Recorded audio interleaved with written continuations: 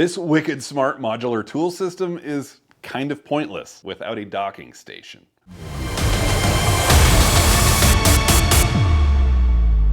Hey Garage Fabbers!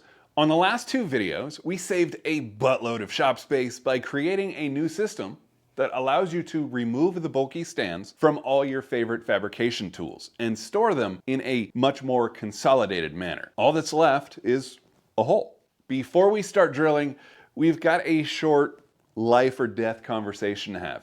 I recently learned about PT slabs, or post-tension cable foundations. I learned after I cut a hole in my garage floor and after I offered to put a hole in a local viewer's garage. I may have gotten lucky. Long story short, a PT slab can ruin your day. You're probably already familiar with your typical low-tech building foundation. Before they pour concrete, builders often crisscross rebar throughout the entire foundation, which makes the whole thing stronger. At some point, someone decided they'd rather use cable instead of rebar. They put the cables under thousands of pounds of tension. They stretch the cables. The point is to have a foundation that pulls in on itself, which makes it even stronger, and therefore requires less cement. It's a money saver. Here's the problem with the PT slab. Cutting one of these cables, in my understanding, is really bad. Best case scenario, your foundation and your house is ruined. Worst case scenario, you are less alive than you were before you cut the cable. I have read that a cut cable can fly up through the cement and anything else in its way. Admittedly, this is just me regurgitating things that I read online, but I'm okay with that. I would rather make something sound more severe than it really is than to downplay something that's really serious. So take PT slabs seriously and don't just drill into your cement all willy-nilly. First, find out what you're working with. I read that around in 1986, it became mandatory to put a warning stamp in the cement in the garage door opening. Another problem. PT slabs were in production long before that. So if your house is older, the absence of a stamp does not necessarily mean you don't have a post-tension cable slab. You're going to need to do some research in order to find out what kind of foundation you have.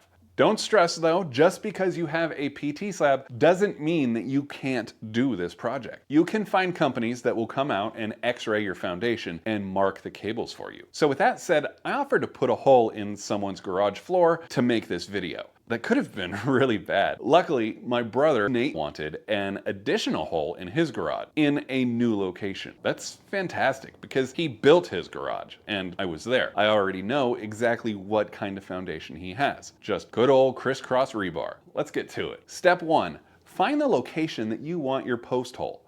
This can actually be more difficult than it sounds. You have to decide what spot in your garage floor will be completely unused most often. You don't want it where a car is going to sit for months, and you don't want it where excessive amount of junk is liable to accumulate. I got pretty lucky with mine. I put it right where I imagined the main walkway would be in the garage. That walkway would have to remain clear at all times. My brother put his first hole in a place that often collects a lot of junk, so every time he needed to use the hole, he would have to move a bunch of stuff out of the way.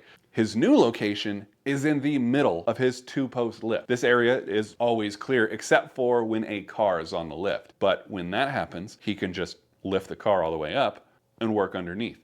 The hole consists of two main parts. A short length of trailer hitch receiver tubing. In this case, 6 inches of a 2.5 inch square tubing with a 1/4 inch wall. This makes the inside dimensions of the tubing just over 2 inches. Perfect for a 2-inch post. At the bottom of the 6-inch piece of tubing, I like to weld something across the end. This time I'm using a small piece of 1 inch by 1/4 inch thick flat stock. This piece will keep your tool from extending down into the dirt if your foundation is less than 6 inches thick. Also, by not covering the entire bottom of the tube, it kind of works as a drain, so water can't get trapped in the hole. This trailer hitch tubing is welded into a steel plate. I consistently use an 8 by 8 inch square of approximately 1/4 inch thick plate. In that plate, I drill 8 3/4 inch holes. 4 of them are for the 3/4 inch concrete anchor studs in the corners, and the other 4 are for the corners of the square tubing. Every single one of these holes I intend to weld in the end, so I bevel them all. I have a fancy bit for this, but you can just use a carbide burr or something similar. Once those 4 inner holes are cut, it's super easy to just connect the dots to cut out a square with the rounded corner. This time I didn't cut all the way through with cut-off wheel because I wanted to use those center holes as a drill bit guide. The square tubing will eventually be welded into this plate. So after I finish cutting out the center square, I not only bevel the holes, but I also bevel the tops of the square tube, and I bevel the square in the plate so I can get all kinds of penetration. If you're building a foundation, you could potentially weld these 2 parts together so that they're square and inlay it in the cement. That would be awesome. Perhaps you could weld in some J-bolt concrete anchors. If your concrete is level where you plan to install your hole, you can weld these 2 pieces together. If it's not level, I would recommend waiting to weld these 2 pieces together until you know your post is straight up and down. Today, I'm using my brother's hammer drill. I'm pretty sure you can rent one of these if you don't have one, so you don't have to purchase it. I wouldn't be surprised though if you had to buy the bits for it, and I use a lot of them. We have a 3/4 inch concrete bit for the anchor studs, a 1/4 inch bit for pilot holes because they often drift a lot less, and a chisel bit. You can turn the spinning function off on this drill, which is great for shaping the square hole. Place the plate where you want the post and draw a line around it. Side note, take an extra couple minutes on making sure it's straight. I just eyeballed mine and it's crooked.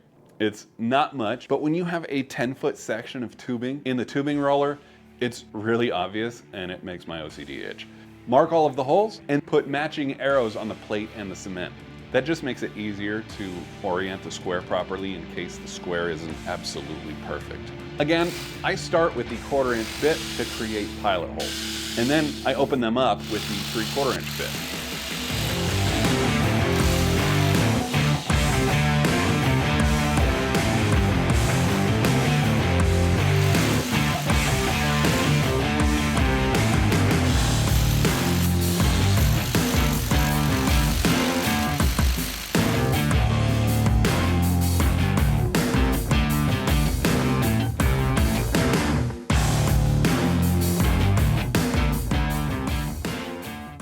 Once all 8 holes are in place, it's time to get to work opening up the square in the middle. I do that by drilling a whole bunch more holes. The more holes, the better. I drill holes until the drill won't drill its own hole anymore and it just falls into one of the other holes. And then I start drilling diagonally, connecting the holes. And then when it feels like you're not getting very far anymore, I switch to the concrete chisel. It's good to have a shop vac for this, by the way. There's a lot of debris you're gonna have to clear out from this hole, and compressed air will just make an insane mess. Keep massaging that square hole open until the square tubing fits in straight up and down. It's time for the fun part. I brought with me a circular saw with a concrete blade installed.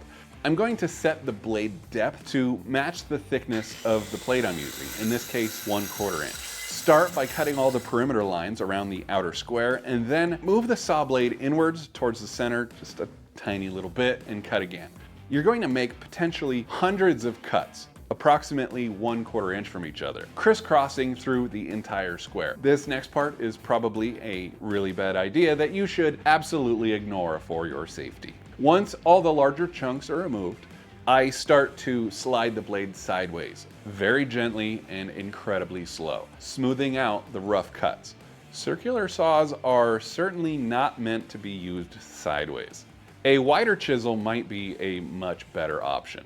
I had a hard time cutting the corners of the square to the full 1/4 inch depth of the plate. My brother bought a diamond blade for his oscillating saw, which was really helpful, but not perfect. What I ended up doing was flipping the plate over and grinding the back sides of the corners down a little bit until the plate was able to fit flush inside the square recess. Now that the 1/4 inch recess is complete, I set the plate on the floor as well as the square tubing. If your floor is unlevel, now would be a great time to insert a post and tack weld the tubing into the plate when the post is perfectly straight up and down. The floor here is level, so I'm just using some right angle magnets. It's likely unnecessary, but I welded both the bottom and the top of this plate.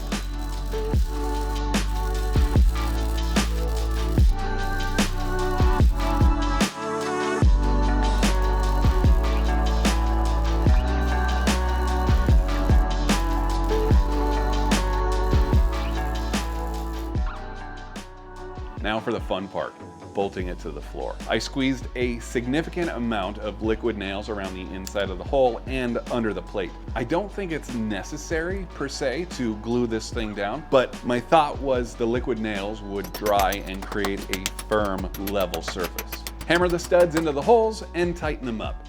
And you're done, if you have no pride.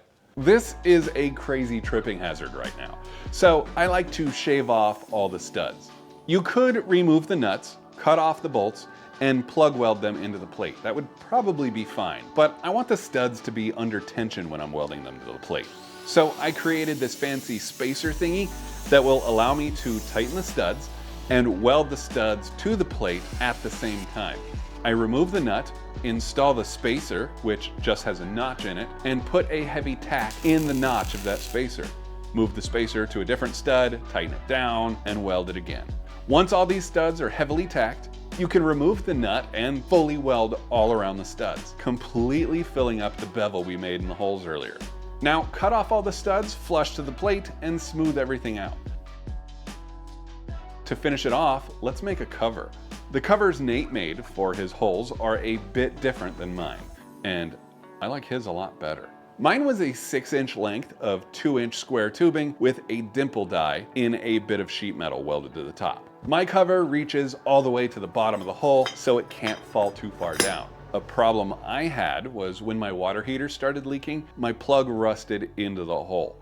It was a nightmare to get it out. The dimple die was intended to give me a place to pull, but it also allows all kinds of dust and dirt to fall into the hole, kind of defeating the whole purpose of the cover in the first place. Nate's cover, however, is just a very short section of 2-inch square tubing.